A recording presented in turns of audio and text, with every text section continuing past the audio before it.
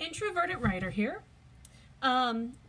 So we are officially out of spooky season, but you know and I know that it will continue to live on in our hearts. And in truth, we have only entered the spooky turkey season. So with that in mind, we are going to make turkeys today. So this is made from a pretty standard sized piece of origami paper. It's pretty small if you were to use it as like just decoration on a table or something like that. So always feel free to make it bigger. A perk of it is that there are several layers of paper in there, and then the base is pretty sturdy because of that. So you shouldn't have to worry about paper getting floppy if it is bigger. The one thing you will have to worry about is with all the extra layers, if you're doing it on the smaller scale, it's a little bit trickier to fold sometimes. So that's the only thing to keep in mind. So we'll go ahead and get started. First things first, you're going to flip your paper over. You can see that I have brown paper. And what you're going to do is you're just going to do a basic corner to corner fold. And you're going to leave it folded. I know, shocking, right?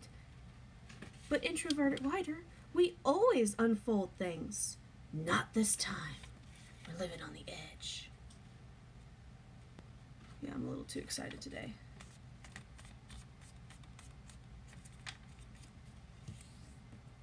Okay, now with this fold, you're going to want all of your creases tight. You're going to want them to hold together very well. There's a tool called a bone folder that I love for making tight creases. If you don't have that, you can always just use like a marker and just smooth it out. You know, sometimes they use pens. Pencils tend not to work that well because they tend not to be of the right shape. They're bumpy and they're rougher. So anyways, so we have this. Now what we're going to do is we're going to do this point to this point.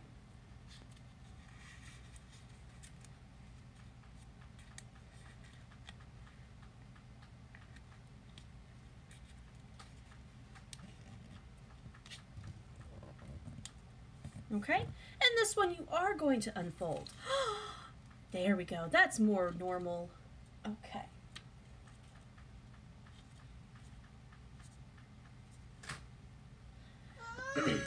So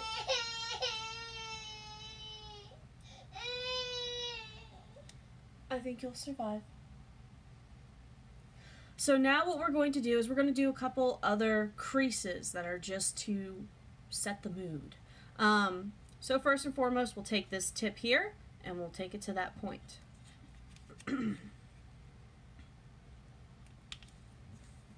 Okay, and then we're going to take this side here and we're going to make it go along this side in the center.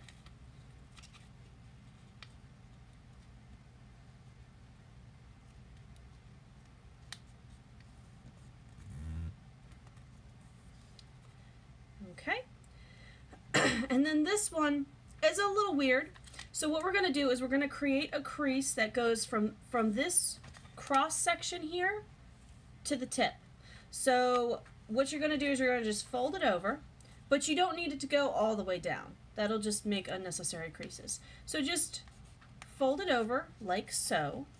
So you match up these edges here and get that nice point there. And then just crease that down. If you need to do it flat, that's fine, that works. Okay? Now for the magic. So what we're going to do is we're going to take this that we just made, we're going to bring it up, okay? So it's going to stand up like this, and you're going to flatten it down. Okay? Now what we're going to do is do the same thing on the other side, but flipped over. I know. We're just doing all kind of crazy shenanigans today. Okay, so point to point.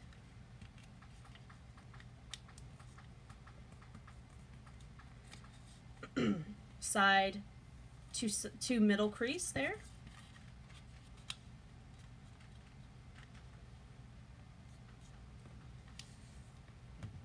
Okay, and then creating this center crease down here.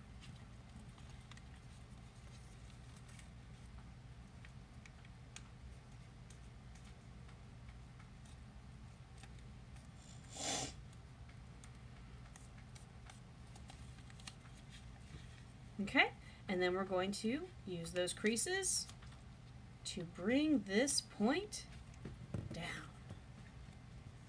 Voila! Okay, so at this point, what we're going to do is you're going to take this tip here and you're going to bring it up to create a nice straight across crease.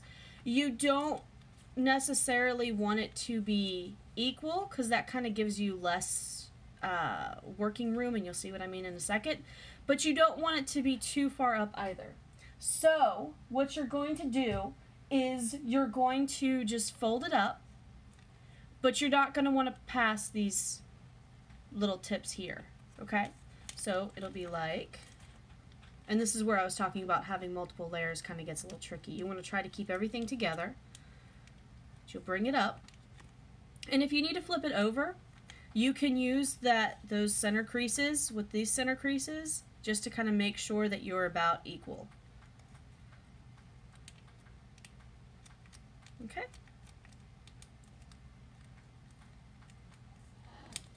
And again, you're going to want this to be very, very tight crease. So I'm going to go ahead and roll that out. One of these days I'll show you all my bone folder and how awesome it is. I believe it was actually intended for making books, but I use it for origami.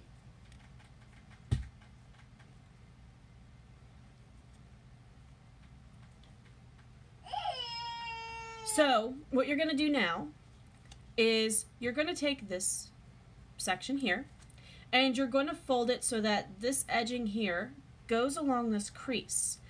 One thing you're going to want to keep in mind is because there's like multiple layers here, you don't need it to be super tight in that crease. You just want it to kind of follow it.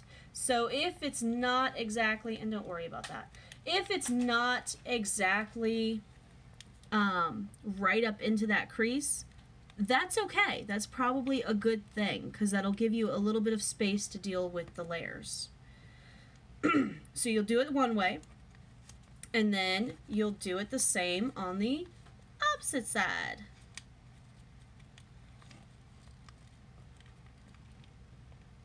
And I'm hoping you guys can see it okay. I'm using my cell phone to film this, so it's a little hard for me to see what you see. Okay? Now what we're going to do is we're going to bring these up, and this is going to, this center down here, fold it in. So you'll pinch it together, okay? And you'll bring it up, and what that will do is you're basically creating the head and the neck there, okay? Now to help it, I always fold it flat one side and then fold it flat the other side, and that helps it stay firm and stay together better. Again, if you want to reinforce these folds with a marker or something to roll along the edges just to make sure that those creases are super tight, go right ahead. Okay, so at this point, what you're going to do is what's called a reverse fold. And that's where you're going to open it up here and you're going to flip it out. And essentially you're keeping that first fold you did, but you're making the top part of it go in the opposite direction. Okay? And again, these points, if they're not fully cooperative right off the bat, that's okay. We can play with them later and get them where we need them. Okay? So, for this one, this awkward little one here, go ahead and tuck it up in there a little bit right? But it doesn't have to be like super perfect because its whole goal is to fold up over and over the edge to come up and meet on the other side. That probably didn't make any sense, so I'm going to show you. So I went ahead and flattened this side. We're going to go ahead and take this, fold it up over, because turkeys have those little funny waddles, okay? So we folded it over, and I'll flip this over so you can see it on this side. Then what we're going to do is we're going to take this one, and we're going to kind of roll it over, fold it over top that point that we just brought over. Because turkeys have that nifty little, I don't know what it's called, the waddle, I think is what it's called, that goes kind of like over their nose a little bit and down the side of their beak. So we're going to basically try to create that, because otherwise it just ends up looking like a really dull peacock that's kind of fat. So here we have that going over. Now their waddles are not sharp, so we'll just fold up the point. And if you want to make it look extra bumpy, just give it a couple twists, you know, because their waddles are kind of like bumpy and ugly. Okay? So there we go. We got that. Don't worry, we'll stick that tail back up. It's not that big of a concern right now. Now beak-wise, turkeys tend to have curved beaks. So what we want to do, you can do different things. You can essentially just manipulate the paper, because it's paper and it's easy to manipulate, into a curved end. And you can do a reverse fold, which is a little bit cleaner looking. You can do, this is kind of like a pinched reverse fold. There's a name for it, but I don't remember what it is right now. Or you can just take that tip if you want and just fold it down. And you still have a curved beak. I'm a fan of reverse folds. I think that they tend to look cleaner. So that's what I'm going to do this time. The nice thing about reverse folds is you can manipulate them fairly easily. You can give them different looks. Like if it's too angled inward, you can very easily just pull it out and crease it again, and it's easy to work with. So we've got our waddle, we've got our curved beak, and we've got a tail. Okay? At this point, you could be done if you wanted to. Or you can get extra creative, and you can actually, because there's multiple layers here in the tail, in fact, let me show you the one that I made before. So this one, the one that I've cut, which I think looks pretty nifty because turkey feathers are not just all solid. So what you would do is you would just cut the edge off. You can go ahead and give it that kind of rounded feather look there. And then you just kind of separate the edges, the layers, and cut like the top layer off a little shorter. That gives you the white top there. But because there are multiple layers, you could essentially do several of them, or you can do like one where the white's showing and then the brown showing and the white showing. And all you'd have to do to accomplish that is just, you know, cut it down to the white, and then you could fold over like just the tip there, and then you could essentially, I'm trying to get, we'll just fold this down so you can just see what I'm talking about. But basically, you could have something like that, where you have a striped effect. That would be a little bit more time consuming, but it would look cool. So if that's what you want to do, go for it. If you're working with bigger paper, it'll be easier to do.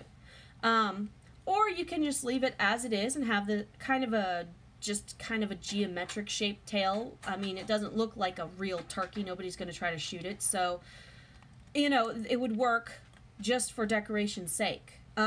You could put these like just on either side of your butter dish, or in between your salt and pepper shakers, however you want to. It's just a cute little thing to add some extra flair for spooky turkey season.